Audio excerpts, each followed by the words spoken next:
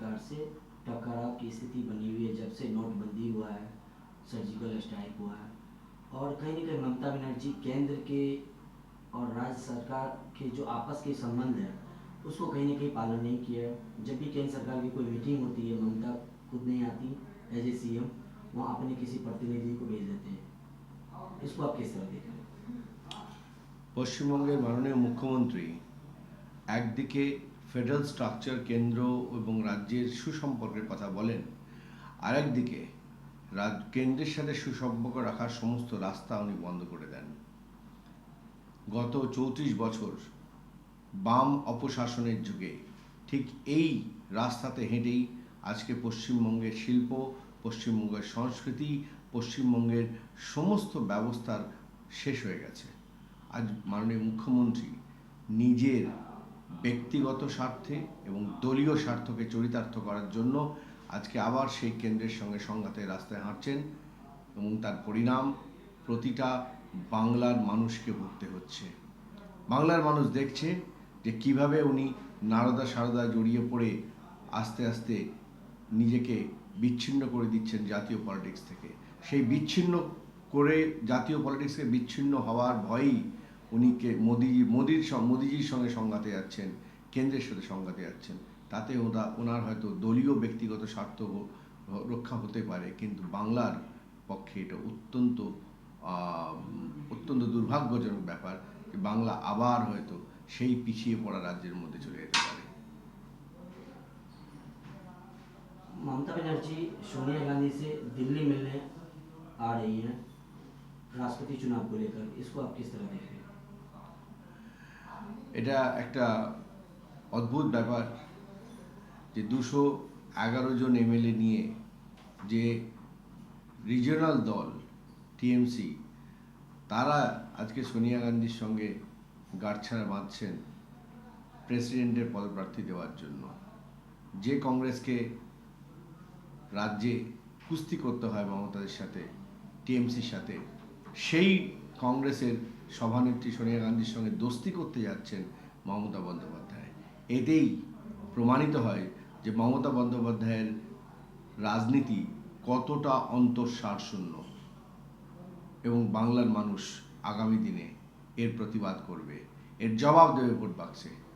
এবং তখন মমতা ব্যানার্জি বুঝতে পারবেন যে এই ডাবল স্ট্যান্ডার্ড রাজনীতি বাংলার পক্ষে কতটা ক্ষতিকর, এবং সেখান থেকে উনি যদি না আসেন, তাহলে ফিরে না আসেন, তাহলে বাংলার মানুষ ওনাকে আগামী দিনে ক্ষমা করবে না।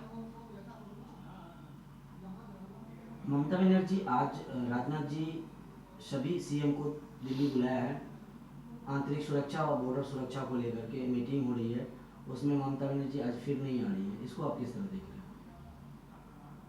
আবার আরেকবার মমতা ব্যানার্জি প্রমাণ করলেন উনি যা বলেন তা করেন না, আর যা করেন তা বলেন না। উনি একদিকে ফেডারেল স্ট্রাকচার নিয়ে চেঁচামেচি করছেন, আর একদিকে নিজের রাজ্যের সমস্ত প্রশাসনিক কর্তাদের উনি সার্কুলার দিয়ে বারণ করে দিচ্ছেন তারা যেন কেন্দ্রের সাথে কোনো যোগাযোগ না রাখে। এইভাবে তিনি একনায়কতন্ত্র এবং দলতন্ত্র দুটোকেই কায়েম করছেন ভবিষ্যতে, যার মূল্য বাংলাকে ভীষণভাবে দিতে হবে। তার আরেকবার পরিচয় উনি দিলেন যে সমস্ত দেশের মুখ্যমন্ত্রীরা আজকে চিন্তিত টেরোরিজম নিয়ে, চিন্তিত মাওবাদীদের নিয়ে।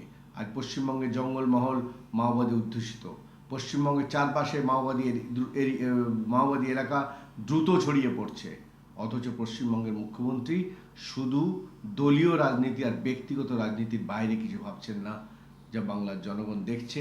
আগামী দিনে বাংলার জনগণ এর প্রত্যুত্তর দেবে ভোট বাক্সে। पिछले मंथ नीति आयोग की मीटिंग में भी ममता बनर्जी नहीं आई, उन्होंने अपना प्रतिनिधि भेजा, प्रतिनिधि के अंदर एंट्री नहीं थी। उस बार भी बंगाल से कोई प्रतिनिधि नहीं कर पाया, उसको आप किस तरह देखें? আবার মমতা ব্যানার্জি বাংলাকে একটা বিচ্ছিন্ন দ্বীপের মতো তৈরি করতে চাইছেন। জিএসটি বিলে চেয়ারম্যান হলেন ওনারই শিল্পমন্ত্রী অমিত মিত্র, অথচ যখন সে জিএসটি বিল পাশ হয়ে তার যখন বৈঠক হয় তখন তিনি দলীয় এবং ব্যক্তিগত রাজনীতির জেরে সেই অমিত মিত্রকে পাঠান না সেই জিএসটি বিলের মিটিং অ্যাটেন্ড করতে। ঠিক সেরকমভাবে যখন নীতি আয়োগের মিটিংয়ে সমস্ত দেশের মুখ্যমন্ত্রীরা, বিরোধী এবং সরকারের সমস্ত মুখ্যমন্ত্রীরা নীতি আয়োগে মিটিং উপস্থিত থেকে নিয়ে নিজের রাজ্যের কথা তুলে ধরেন, তার জন্য দাবি দাওয়া আদায় করেন, সেখানেও মাননীয় মুখ্যমন্ত্রী দলীয় রাজনীতি এবং ব্যক্তিগত রাজনীতির ওপরে উঠতে পারেন না। এই সংকীর্ণ রাজনীতির ফল বাংলাকে ভুগতে হচ্ছে। বাংলা আবার পেছনের সারিতে চলে যাচ্ছে, আর সেটা বাংলার মানুষ দেখছে। বাংলার মানুষ আগামী দিনে আবার তার জবাব ব্যালট বাক্সে দেবে। 2019, 2021, 2018 এর জবাব মুখ্যমন্ত্রী তথা টিএমসি আবার পাবে।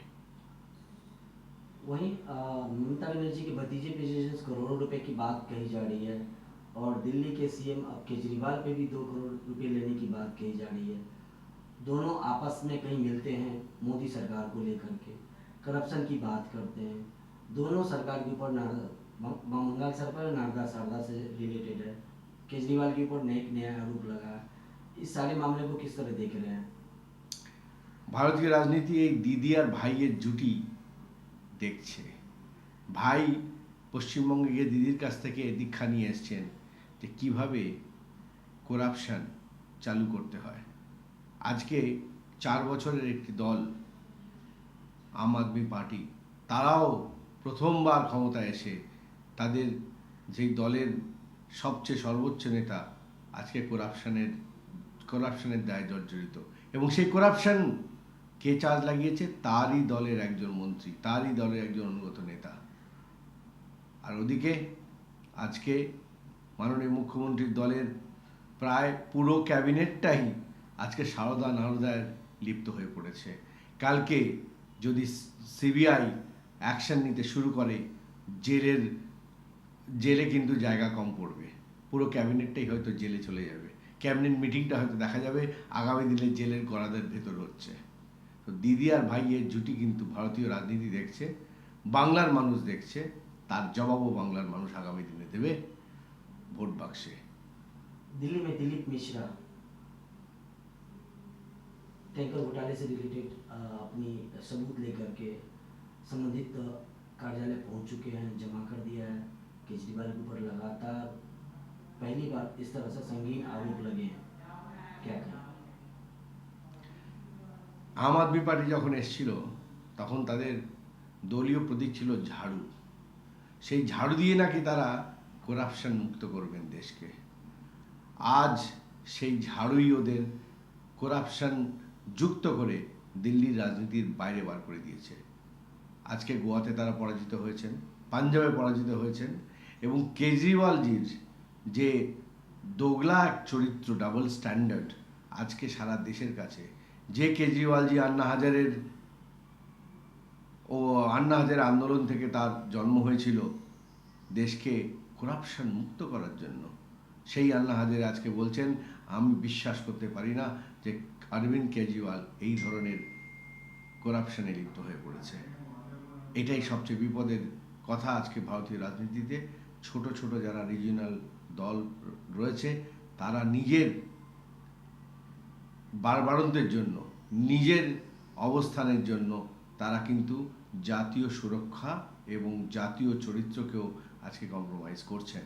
তার উৎকৃষ্ট উদাহরণ হলেন আমাদের অরবিন্দ কেজরিওয়াল। আগামী দিনে দিল্লির জনতা তার জবাব দেবে।